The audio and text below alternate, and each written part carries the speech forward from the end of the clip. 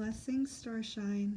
This is Smadar from Song of Stones, and I am here with a gorgeous circle of crystals. They are all amber crystals. They're different kinds of amber, and these guys are the ones that I told you about a little while ago that I call on whenever I'm not feeling 100%, when I start to feel a cold or flu coming on. I will pull these out and co-create a star song with them. And they always help, always, every single time. That help me feel better so much faster. And as I'm saying this, I have been feeling a bit of a sore throat coming on. And so it's time to ask these crystals to send me some of their beautiful healing energy. But before I do that, I did promise to share this with you, so that's what I'm doing.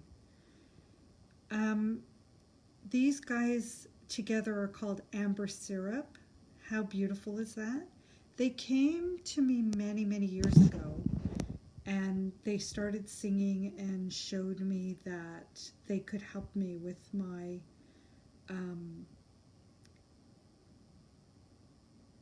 if they could help me, they could be my medicine when I needed them.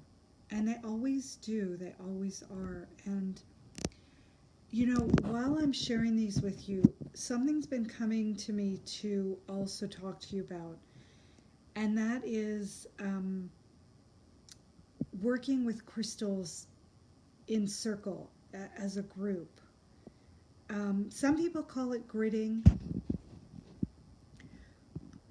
I don't know if gridding quite covers what I want to talk to you about. Gridding is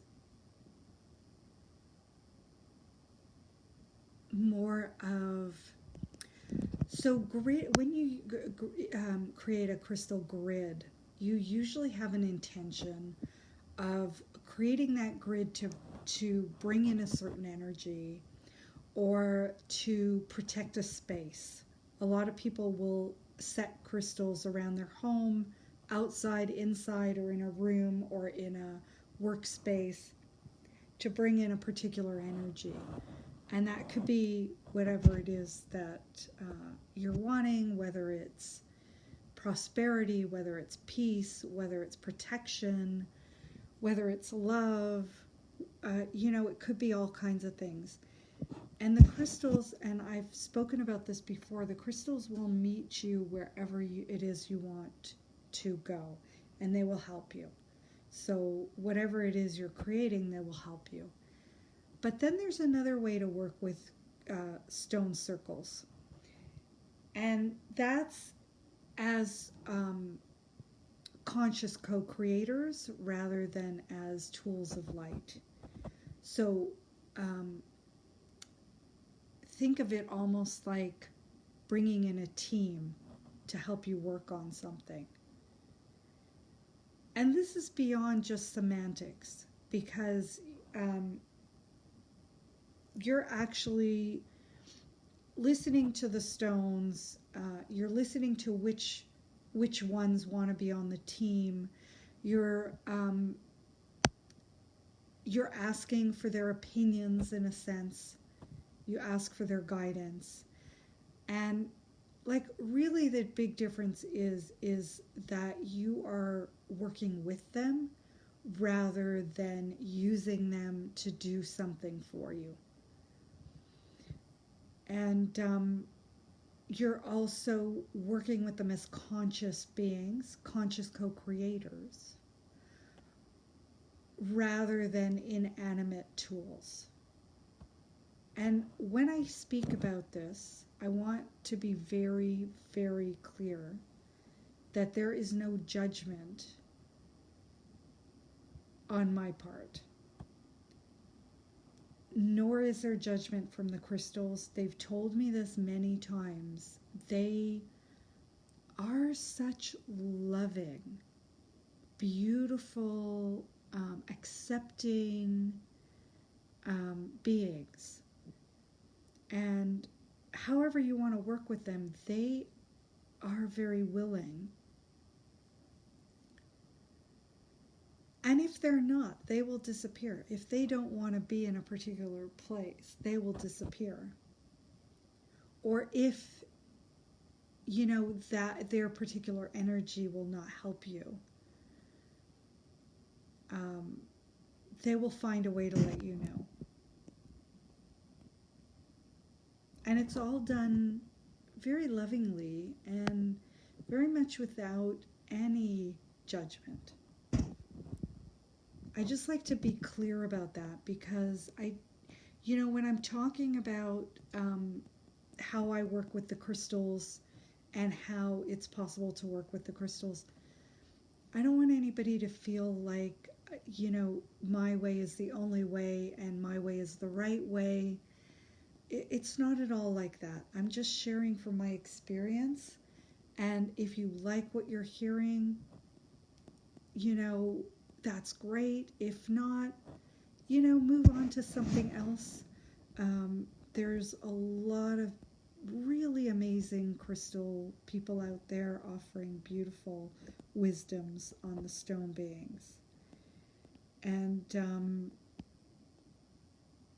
there's enough judgment and shame and blame going on in the world right now that I feel like I really want to be clear about that, because you're not going to get that judgment or shame or blame from me in any way. And if you ever feel that way, please let me know, because I want to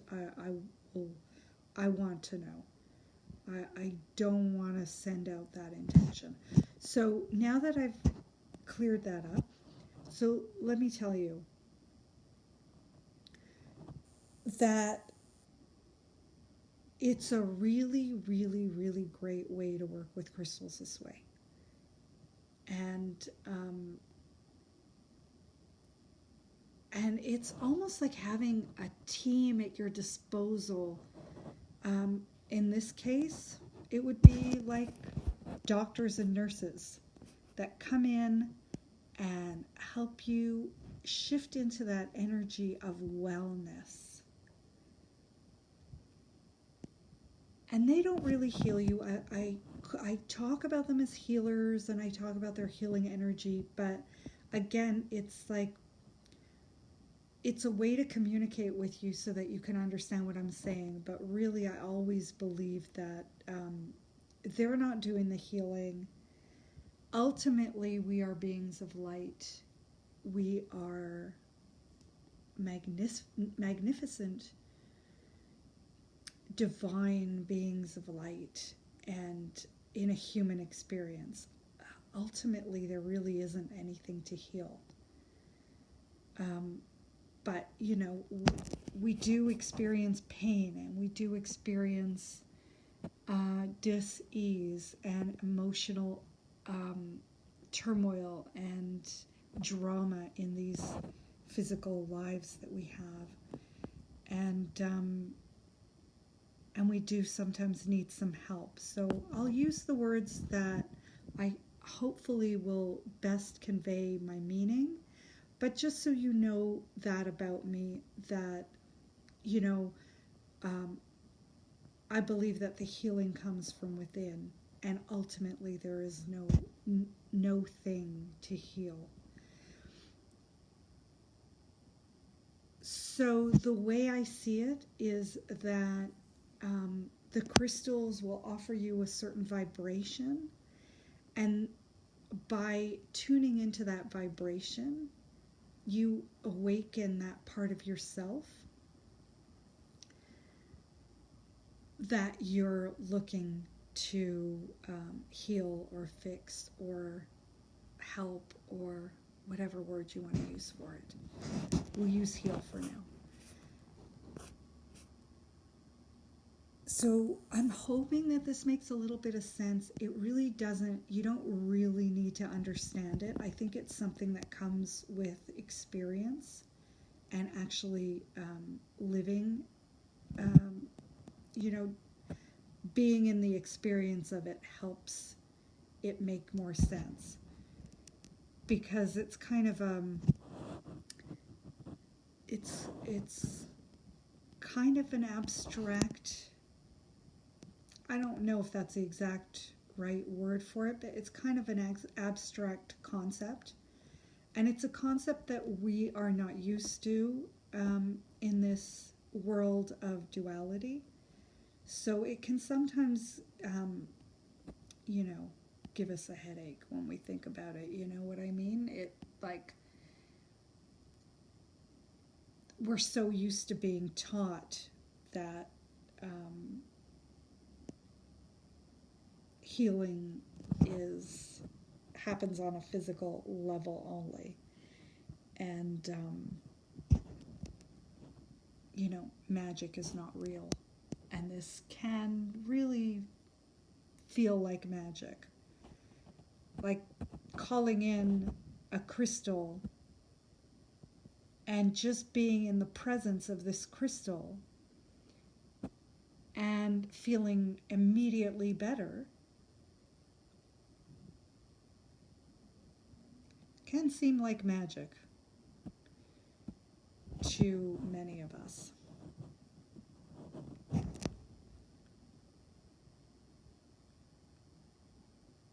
And you don't even necessarily have to believe in it for it to help you. I mean, obviously, the more you believe,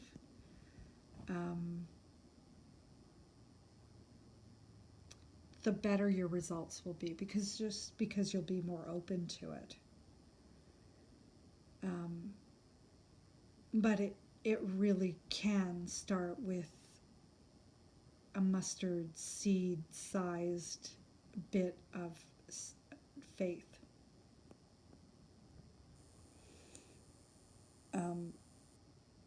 So this is Amber Syrop, and this is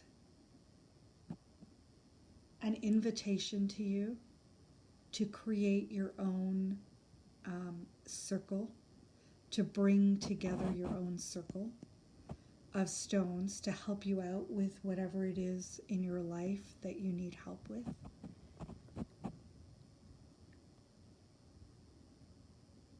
I have many, many, many communities of crystals that come together to help with whatever it is that's going on in my life.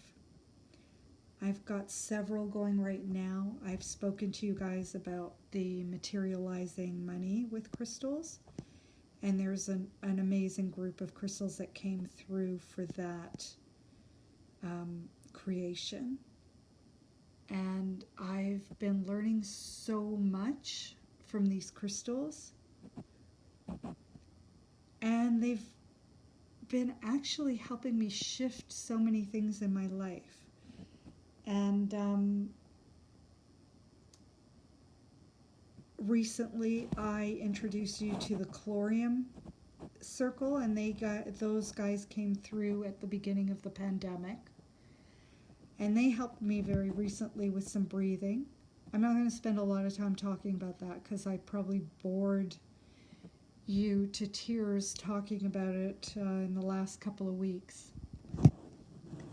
But that's another way of working with the crystals. There's no limit to what you can do with them.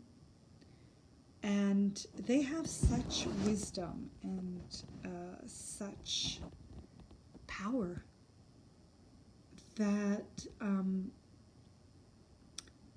magic, of course, always magic, to help us with so much in our life. And it's so easy. It's one of those easy things. I think it's just so easy that we tend to dismiss it.